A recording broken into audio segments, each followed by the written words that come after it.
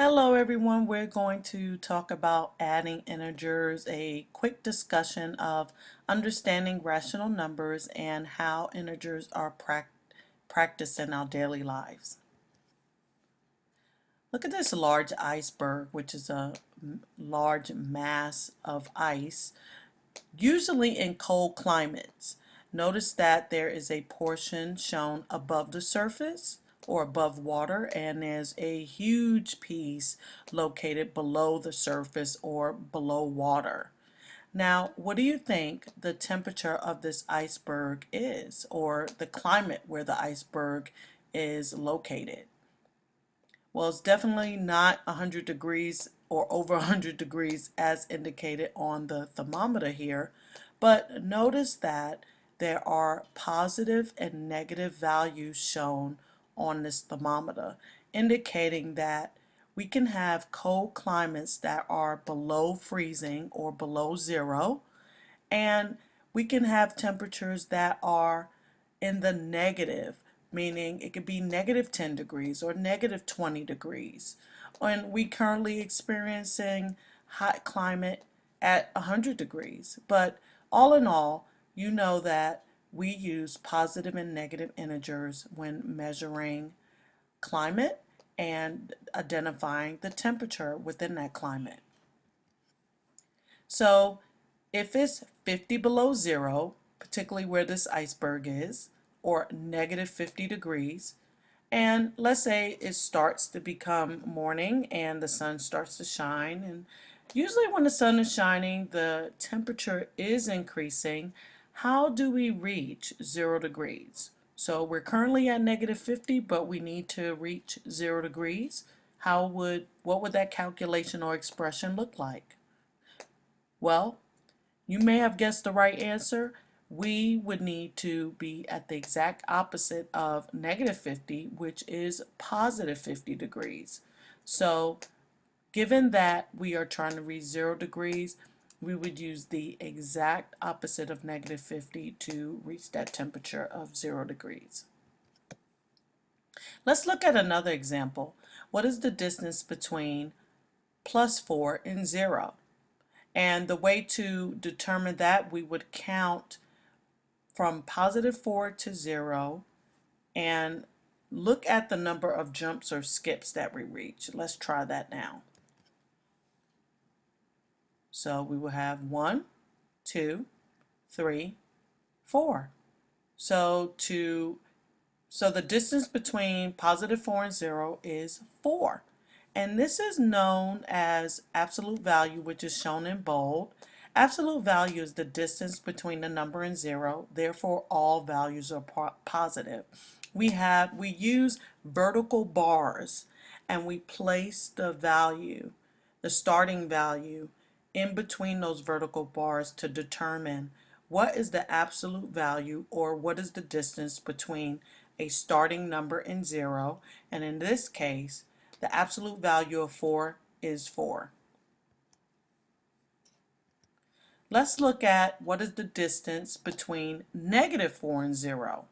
And of course, we're going to count from negative 4 to 0 right now, but notice that the negative values are on the left-hand side, positive values are on the right. So let's count and see how many jumps or skips we have to reach 4. 1, 2, 3, 4. So notice that the absolute value of negative 4 is 4. And the point is, no matter what side you're on the number line, to reach an absolute value, you would use a starting number. You would figure out how many jumps it takes to reach 0. And notice that the answer are positive values, no matter if you're on the negative side or on the positive side. Here's another example where we're going to actually use a math expression. Negative 2 plus 2.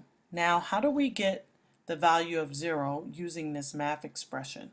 Well, this time we're going to use some counting blocks, and every time we use the counting blocks, we're going to grab a negative block and we're going to grab a positive block, making it a pair. And we use that and we count the number of blocks that's associated with that math expression to determine how many blocks are left over to solve this equation. So let's try that now. We have our first negative block, our first positive block, our second negative block, and our second positive block, and how many blocks are remaining on the left hand side of the screen? You guessed it, is 0. So negative 2 plus 2 is 0.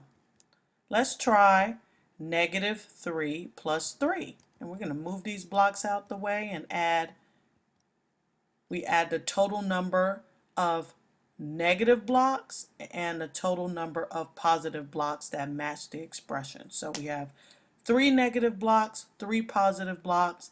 We move the blocks over to the right hand side, forming a pair and figuring out how many are left over. Let's try that now. First negative block, first positive block. Second negative block, second positive block. Third negative block, third positive block. So how many blocks are remaining? 0. So the answer to negative 3 plus 3 is 0. Always remember, for every positive integer, include a negative integer as a pair, which we did.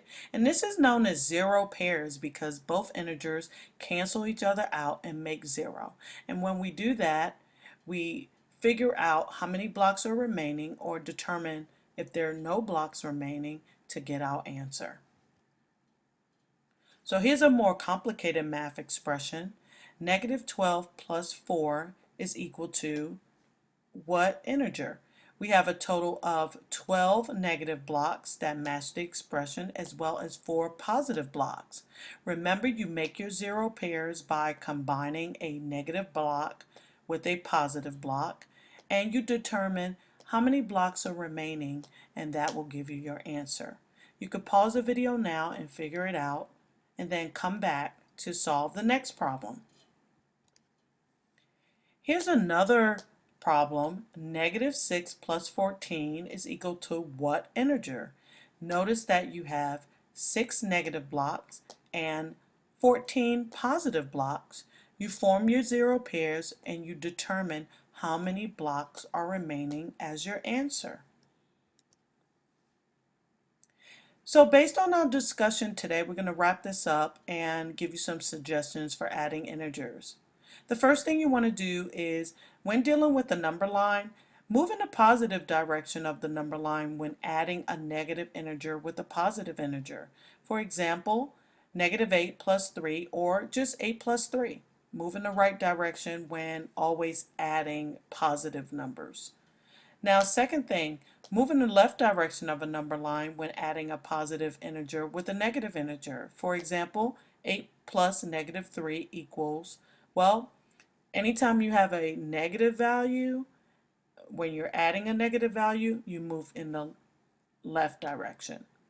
Also note, if the integers you are adding are the same sign, you keep the sign. And also, number 4, if the integers you are adding have a different sign, you keep the sign with the highest value. For example, 8 plus negative 3 is equal to 5 because 8 is a higher value than 3, therefore the solution is positive.